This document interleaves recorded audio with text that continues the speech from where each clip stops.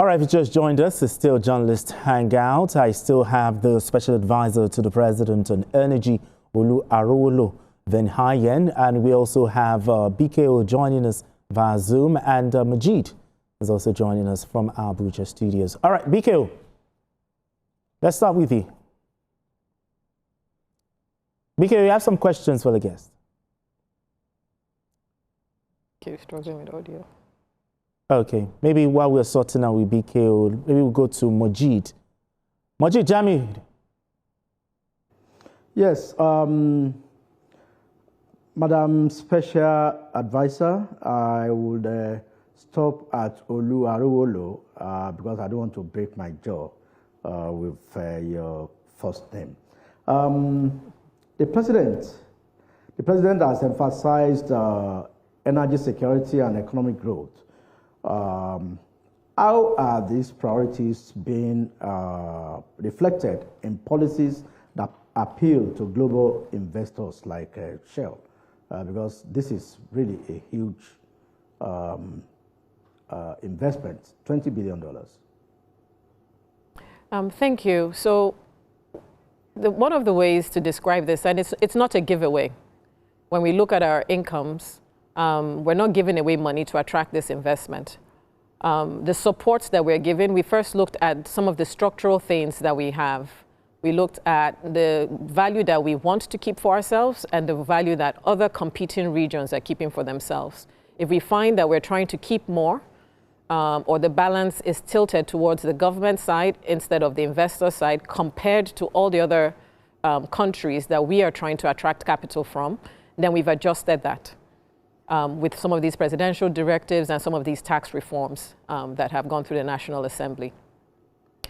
Areas where we have bottlenecks, where we don't make decisions quickly, where project delivery stalls because of some of the ways that we used to do things, we've updated our views and we're moving as quickly as possible. When it comes to these fiscal incentives, we make sure that they don't touch the current revenue. We make sure that it's linked to investment and linked to incremental growth of production. So it is only new money that people are able to take the benefit of these incentives from, not from the existing base. What we've also made sure is that when we do these things, we make them transparent. That is why His Excellency emphasized that in the clip that you saw earlier, that when we issued presidential directives, they're no longer sweetheart deals that nobody really understands and they're between two parties. They're transparent, not just for the existing investors, but to signal to additional investors to come into our market. Because when we de-risk these things, when we make them much more transparent and much more predictable over a long period of time, we attract the scale of capital that you heard discussed. It's been $7 billion over the last 12 months from Shell and its partners, and potentially another $20 billion or more if we're able to realize those opportunities and compete favorably for that capital with the incentives that we gazette. Okay. Yeah, Shell's recent investments in the country include the $5 billion in that's rich bunga nuts, another $2 billion in HI and the gas projects to the NLNG. How has this underscored the stable economic environment in the country? For us, the oil and gas sector remains, we've been working towards diversifying this economy. But in the short term, this sector is a critical earner of foreign exchange for us.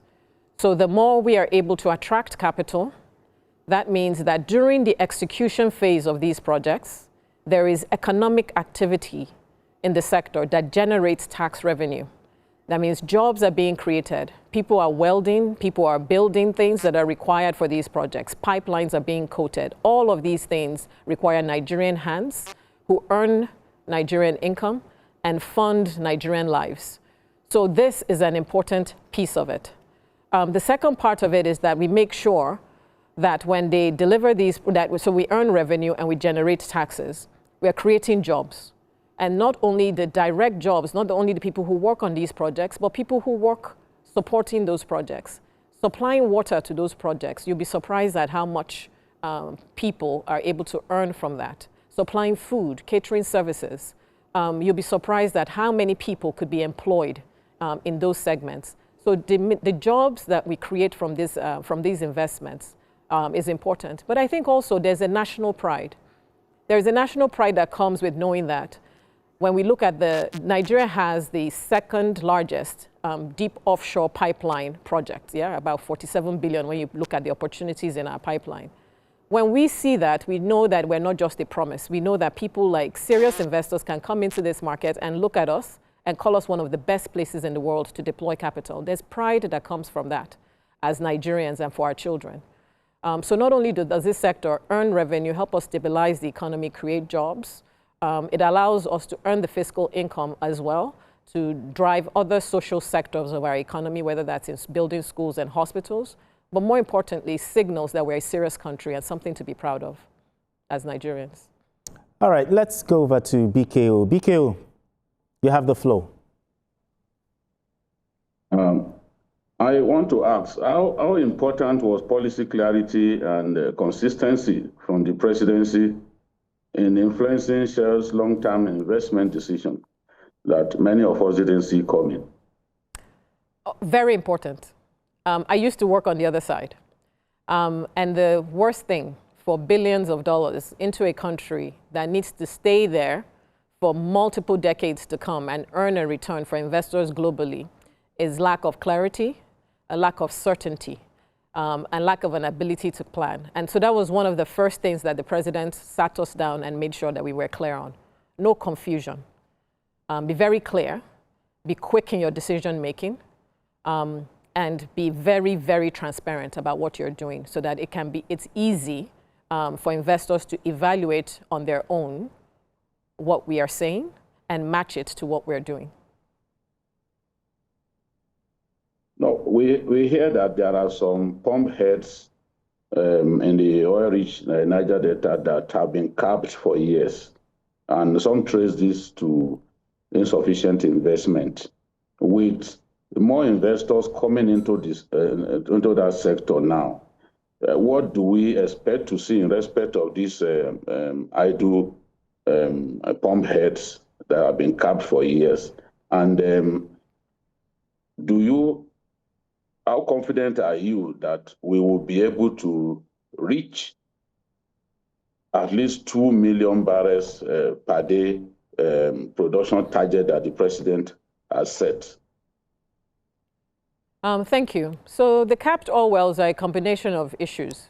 One was insecurity, and they're interlinked in some ways. It's insecurity, and that insecurity then makes it very difficult for people to deploy capital into those environments, because if you don't deploy capital, then the way that oil is produced, there's a natural decline. So you need to constantly reinvest. And if it's not a secure, stable environment, you will not make that investment. And that's why we had a lot of the investors who had been there for multiple decades struggling to make those investments. It was just no longer as attractive as their opportunities elsewhere. And that's why we saw a lot of these big companies, the Shells of the world, the Exxons of the world, decide to leave the onshore business and move. And now we have Nigerian independents who are running those assets on the onshore side. One of the president's also first actions was to ensure that we secured a lot of those pipelines and improved availability and the ability to transport what you produce into the market, earn the revenue so that you can service your debt and pay your shareholders. So that has been addressed by the president very early on. The second piece is now making sure that that asset passes into the hands of people who see this as one of their best opportunities. It's not one of their lowest opportunities, but it's one of their best opportunities. And those are the independents that we have now. On the policy side, we've designed a friendly investment climate that makes it easy for them to raise capital, to deploy into those assets, to access those capped wells as quickly as possible. But beyond accessing capped wells, there's only a limit to what you can do there. You need to drill new wells. You need to develop and spend more serious capital to grow production beyond where we are. So in order to hit that 2 million barrel, you need to first open those wells, produce from them to stem decline, but you need to invest in drilling to grow more production so that we can get to the 2 million. So you not only stem decline, but you also grow production. I think a lot of, it's no gainsaying that when you look at the activities in the Delta in 2020, 2021, compared to where we are now in 2025, 26, that the environment has changed. There's a lot more investment going in, different classes of investors, and a lot of activity. So there is the trajectory to 2 million is clearer than before. Okay. Now, the Shell CEO, he said something. He said the company is investing not for today, but for 20, 30, or 40 years and many decades. Now, how will the country ensure sustainability? A discipleship, right? Visionary leadership by the president matters. So he sets the tone, and it's important that we all follow. So when he said, make this transparent, embed it in laws, be quick in your decision making, make sure it's data driven. It's to ensure that there's a robustness to the things that we're designing that can stand the test of time over multiple decades of investments. And that we put them into the right instruments that they should be in a democracy like ours, so that it is much more difficult to reverse it. But more importantly, there's a mindset change that needs to happen with a lot of our professionals in that sector, that we have to see ourselves as competitors, that we're not the only game in town. And that mindset shift is essentially what His Excellency was also alluding to.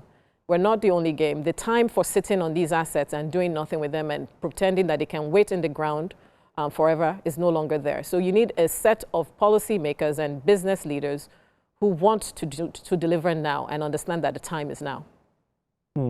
Now, still talking about the Shell CEO, Shawan, he described Shell's new commitments as a sea change from where it was several years ago. I mean, when the corporation was pulling back on investments in the country. Now, what more does the country need to do, to prevent capital flight? We need to do more of what we've done well to earn those credits and that response from not only Shell CEO, but many other investors across multiple sectors since this president's term started. We need to be quicker in our decision making. We need to be very robust. We need to be collaborative. We need to be clear in our rules so that people can plan. The role of the policymaker is for the policymaker. We've made laws that are evolving us to best standards. So the policymaker decides what government is willing to give to invest, to entice investments. We have clear regulators now, and we've delineated their roles as much as possible, and they are independent. And they set regulations that are in line with the policy and the laws of the land. That matches the expectations of investors. When there are no surprises, then you don't make them jittery, and there's no uncertainty that allows for long-term capital deployment. We have to continue on that trajectory. And lastly, we have to hold the operators, including NNPC. So operators include NNPC now, right? Because they're now on the other side, no longer on the policy and the regulatory side. That we make sure that what investors promise in this market, they deliver. When we give these things to them and we say we want to compete, they have to hold their end of the bargain. And we need to make sure that we're there to make sure that they do that.